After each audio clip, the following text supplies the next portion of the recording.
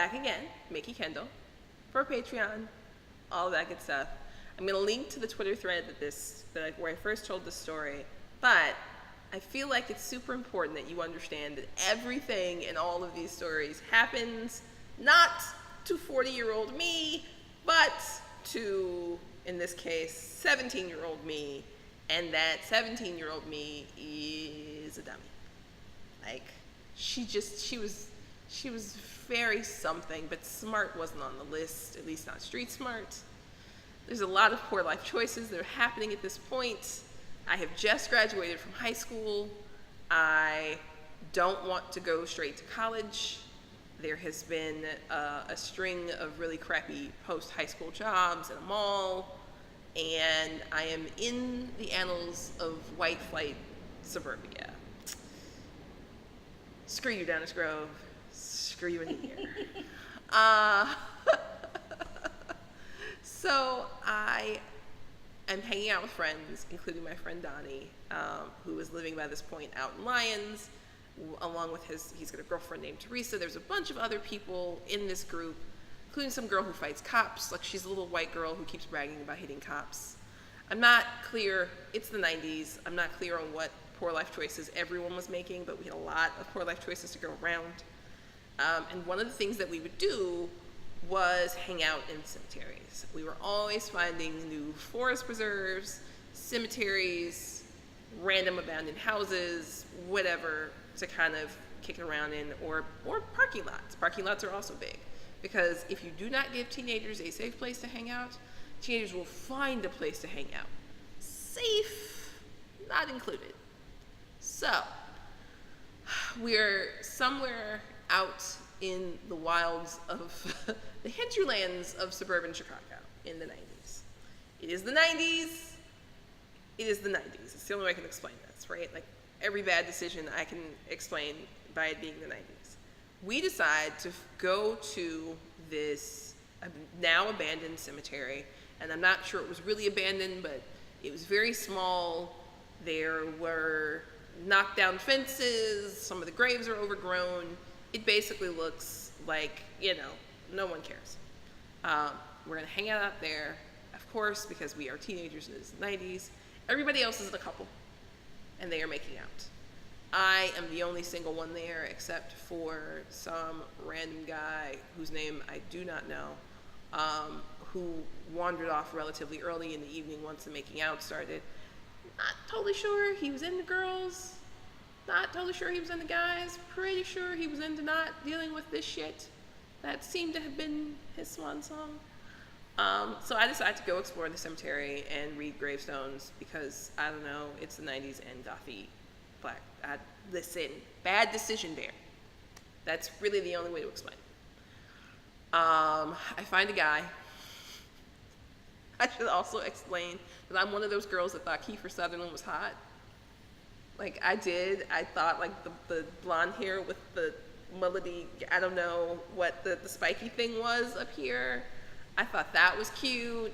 I thought blue eyes were cute. I thought I still think tall is cute. But it wasn't like it was just blonde and blue-eyed. I was also here for Ken dolls and a host of other bad decision bear, right? Like, everybody I thought was cute was playing an asshole in a 90s movie. Everybody. Jason Patrick, Kiefer Sutherland. A lot of bad taste. A lot of bad taste to go around. So, he's a big white dude. He's tall. He appears to have blondish hair, light eyes. He's hanging out on top of a crypt. Totally seems like a good idea to start talking to this guy. Like, the best idea ever in a cemetery in the middle of the night at 90 pounds soaking wet is to just go and talk to a guy who I might come to his shoulder. And I'm probably the width of his arm. Like, I'm smart. So smart. Just smart. Somehow or the other, without us ever actually bothering to exchange names, we end up making out. Because 90s, and did I mention smart? I have ended up in his lap. We are going at it relatively hot and heavy for a little bit. And my friend Donnie, who is another large blonde kid, is like, I sense stupid. I can smell the whiff of my friend doing something dumbass. And I know that this is how he thinks because he said this to me directly, but also, frankly, this was his superpower, right? Not that it would keep him from doing something dumbass, but we had a weird sibling-esque relationship that was also mildly incestuous, right? We weren't totally brother-sister. We were flirty brother-sister, I don't know. But mostly he would pop up and disapprove of other people touching me, unless they were on the short approved list, which was basically no one. And he comes looking for me, because where'd she go? It's a cemetery. Where the fuck could she have gone? She's not in the cars, all of that. He's calling my name, and I am going to get up and tell him I'm over here and to shut up and go away. And the guy whose lap I'm sitting on won't let me get up. And then when I'm like, no, it's just my brother, because the guy is talking about boyfriends. I'm like, no, it's literally like he's my brother. I just need to tell him the thing. He puts his hand over my mouth. Don't ever in your life, for any reason, decide to put your hand on my face. Don't do it. First of all, I literally will bite you. Bite. Also, I hate that, and I will think it means I need to hurt you until you stop trying to do that thing. So he puts his hand over my face, and I bite down really hard. And I might have broken some skin. I've definitely broken skin on other people at this moment. I'm not sure about him, but he's very angry. There's a lot of yelling. I am trying to get off the top of the little crypty thing and away from him. And by this point, of course, Donnie can hear me, and I'm yelling for Donnie, and then the guy is mad enough to shove me. Big mistake. Huge. Huge. First of all, because on my way down, I'm kicking. So I think I kicked him in the face. I have very long legs. I do a lot of kicking people in the face. But also, I am not quietly going to the ground. I am crying, and I am yelling, and I am calling him names, and other people are now coming to see what is happening. And then, of course, in this whole process of yelly, dramatic me, how can I put this? I am this big, and I am now crying, and I have hit something metal on the ground, so I am bleeding a little bit, and he is that big, and he is cursing, and he is using some words, some bad words, aimed specifically at me, based on my race and my gender. Largely on my gender, but there's a couple of racial terms that slipped in there. And Donnie, who is not small, because you may have noticed that in all of my stories, I am surrounded by people who are much bigger than me. You must be this tall to ride this ride. Apparently, you must also be this tall to hang out with this ride. You just must be this tall. This is just, it's a thing. He is like, oh, a fight. Because, frankly, a fight is basically what he lives for. So he wades in to fight this guy. He's going to stop him out.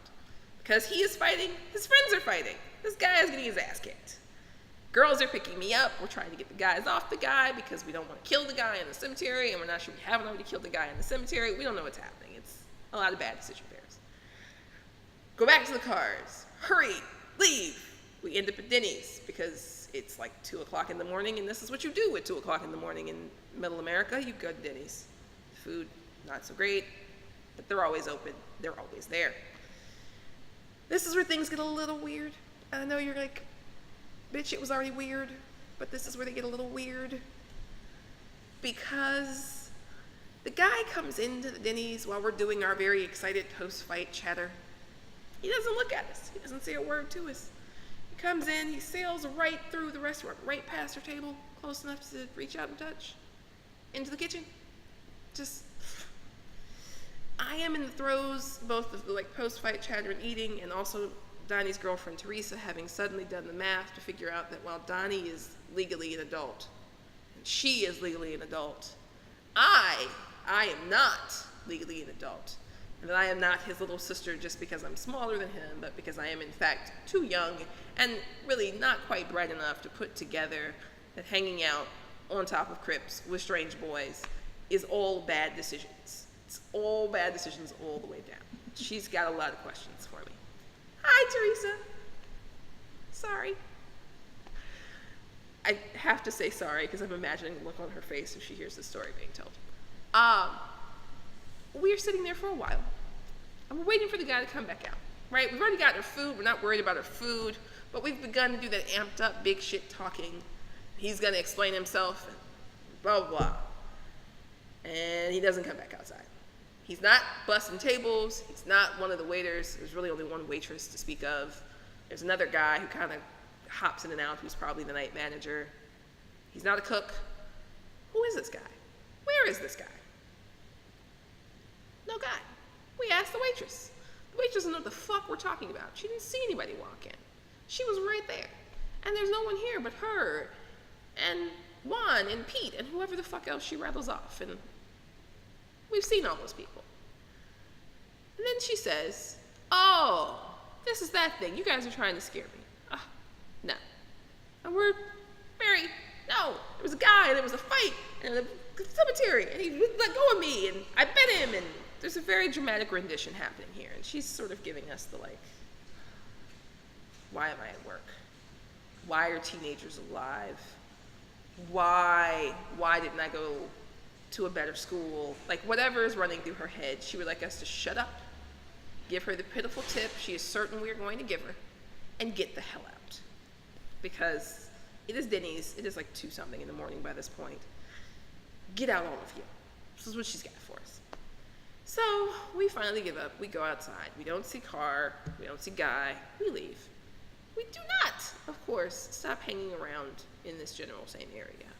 I mean, there's basically like a gas station and a Denny's and some cemeteries and some stray derelict ass farmhouses out there. Like, there's nothing out there. So why not keep going out there? A few nights later, we're at the same Denny's. We're coming in. We probably was in a very interesting group of people because we're sort of like the United Colors of Benetton, except the Thug Edition, right? Everyone's a little bit disreputable, or, you know, in my case, I look like a member of the Lollipop Guild. Like, I need more food and less stress, and I'm very short compared to everybody else. I am not actually a short person. I just want to point that out. I'm not. I just hang out with very tall people. It's very important. But the waitress is talking to, at this point, a couple of older gentlemen who were just kind of hanging out. They're just drinking their coffee, shooting the shit. For all I know, they're farmers. They're doing their thing, right? And they're busy being those farmer guys, old farmer guys who are telling stories kind of thing. And she's laughing when she sees us. And she's like, those are the kids I was telling you about. They tried to scare me, blah, blah, blah. And we're trying to tell her we weren't trying to scare her, and it really happened. And then one of the guys looks at me, one of the farmer guys, he looks at me, he looks me up and down, and he says, he always did like him young, and this used to be his house. We stopped going to that Denny's. We asked some questions later from a safe distance from other people. And the story goes, it's not like a clear story, but at some point in the past, in the 50s, out that way, there had been a young man who was very fond of very young women who he could sexually assault and kill. And then he was caught and killed himself. And the Denny's went over his house. And that was part of why the whole cemetery was abandoned, because the girls' bodies, he was hiding them in the cemetery. It's a whole cursed ghost story thing. Don't know if it was true, but that was the urban legend. I might have made out with a ghost. This is better than the time I tried to summon a demon, except I didn't want to summon a demon. I really got nothing good here. I can feel you all judging me right now, and you should. It's fine.